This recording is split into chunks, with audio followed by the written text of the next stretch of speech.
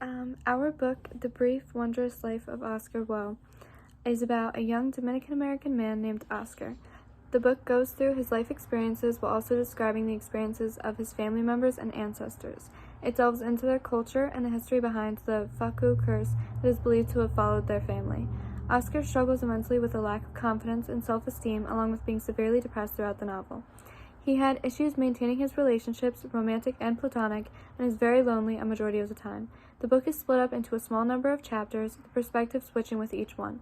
The second chapter delves into the perspective of Lola, Oscar's sister. Lola is a very strong, independent woman. She goes through her very rocky relationship with her mother and her past experiences with unhealthy romantic relationships. The story then goes into Oscar and Lola's mother's life. Belly, their mother, struggled since she was born. She did not have a stable home and was adopted by a distant family member. Belly was very strong and independent like her daughter, but she was consistently experiencing trauma. She fell in love and became pregnant, only to find out that her boyfriend was already married. This resulted in Belly being assaulted and nearly dying, losing the baby in the process. The main narrator throughout the novel is Junior, who is a friend of Oscar's and a love interest of Lola's. Junior was Oscar's roommate for years, so his chapter goes through a lot of Oscar's experiences and struggles. There was not a lot learned about Junior other than him being a decently bad friend and an even worse boyfriend. The second to last chapter is in the perspective of Abelard, Oscar's grandfather. His chapter is filled with tragedy, seemingly caused by the curse. This is important because it represents the history of the curse and how it has impacted the family. Lastly, the book ends in Oscar's perspective.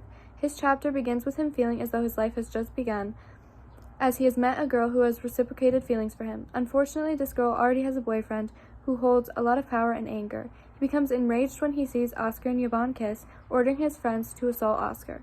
Oscar survives, yet he ends up coming back for Yvonne, unable to leave, which results in his death. I personally really enjoyed this book. I felt like it was very interesting, and while a lot of times it was uncomfortable to read and it could be very upsetting, I feel like that kind of just added to the story in itself because it gave it more value and made it more realistic. And I really enjoyed how I felt like the ending kind of brought in all of the underlying themes that were throughout the novel and just tied everything together, and I feel like it was very well written and intriguing and like nothing else I'd ever read before, and I would definitely read again. Okay, first off is the main protagonist, Oscar. Throughout the book, he is seen as a loser because he is overweight and into comic books. Eventually, once he gets into college, he gets into a really depressive state where, unfortunately, he attempts to take his own life. And even after this, when he becomes a teacher, he's still letting people walk all over him, and he still gets bullied by his peers. It isn't until he goes to the Dominican Republic where he gets pulled out of his slump because of a prostitute named Yvonne he is convinced he is in love with. He became extremely obsessive, and in the end, even though he looked completely different, he was still a hopeless romantic trying to win over a girl. Next is Oscar's sister, Lola. In Oscar's perspective, Lola is viewed as someone who has her whole life together, but once the perspective changes, it's shown that she really does not. She has a terrible relationship with her mother to the point where she runs away, but she eventually turns back because she still cares for her. Lola acts sort of as a mother figure for her brother, always making sure that he has something to eat. And in the end, after Oscar dies, we see Lola as a caring mother to a daughter, which was completely different from the relationship that she had with her mother. Okay, next is Belly, Oscar's mother. So after Belly was left as an orphanage at a young age due to her mother's death and her father's incarceration, she had an extremely rough beginning with distant relatives. She then was taken in by La Inca, and she's known to be very smart, but also very rebellious. She then eventually dropped out of school after an incident with her first love, where she showed how extremely independent she was because she immediately got a job right after. Although she was very rebellious, she still longed for love and affection, which unfortunately she never gets. As the years went on, she gets tougher and meaner despite having children, and in the end, she failed to give Lola and Oscar the parental love she also never got. Now for my own opinion on the book. When I first started reading reviews on the book, I originally had a different perception of what the book was going to be. I thought it was going to focus more on Oscar's journey, his struggle with depression, and his drive to find love. However, the novel focuses more on the family as a whole and the different experiences they face with the curse of Fuku. At first, I absolutely hated this book because of Oscar's perspective and his friends as teenage boys was extremely annoying, and it was very uncomfortable to read. However, once I saw the perspective of Lola, Belly, and Abelard, I was much more intrigued. Seeing the characters go through different life experiences was definitely my favorite aspect of the book. However, I did feel as though the book would drop certain things and then just never mention them again. Overall, I would rate this book at a 3 out of 5 because at some points it was extremely frustrating and confusing. So I'll be doing the 3 quotes that stand out in my personal opinion. The first quote I have is, "Success, after all, loves a witness, but failure can exist without one." Now, I find this really important because it reminds me of Oscar, who's a character who we get to meet in the story.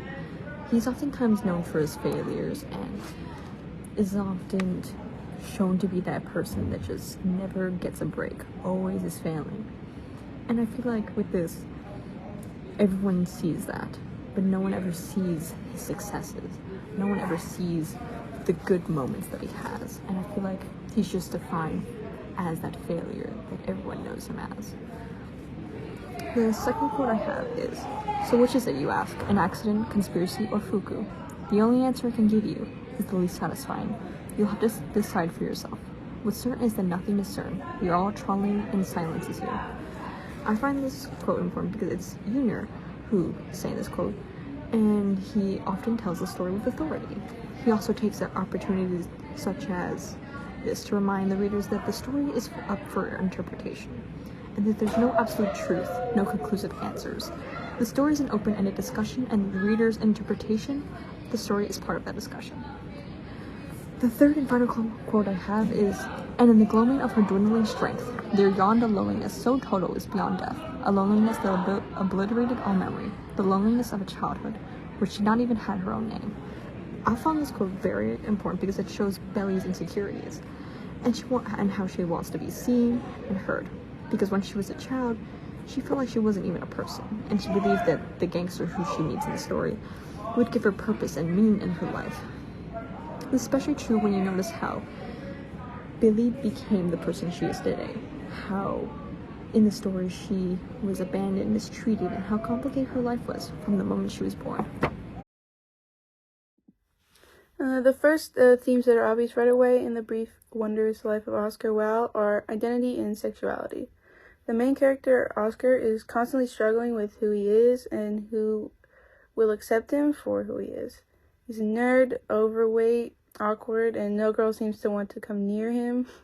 There is constant pressure on Oscar to conform to the stereotypical masculinity of Dominican culture, especially to need to have women, and a lot of them.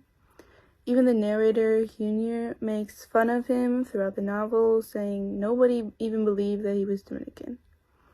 The book shows how this culture pressure put on boys and men can have negative effects, as it causes Oscar to put too much value in sex and love and makes him very depressed when he can't find it. This theme is seen throughout all the characters, with Belly's struggle to find a healthy relationship, Junior's inability to stay faithful to the woman he loves, and how characters usually blame women when a relationship goes bad. Another important theme is destiny and free will. The idea of fuku and whether or not the members of the family can do anything about their impending doom is constant in the novel. Fuku is a curse, and in Dominican culture, it is something to be avoided, because once you have it, it's hard to get rid of it. It's implied from the start that the De Leon family is cursed, starting with their grandfather back in the 1930s. A threat of something bad happening is always in the background, and when it does happen, it is not the character's fault, it is what is supposed to happen. It's interesting, since most novels with curses, the characters realize that it is actually up to them to solve the problem, but in this book, it's the opposite. This theme adds a lot of mystery and supernatural feel to the novel, which I quite like. Each of these themes adds an interesting and unique lesson to the book, which makes it very engaging for the reader. The themes in the book are complex and don't just teach you one lesson, which is something I love. They feel like human experiences. It's never just black and white.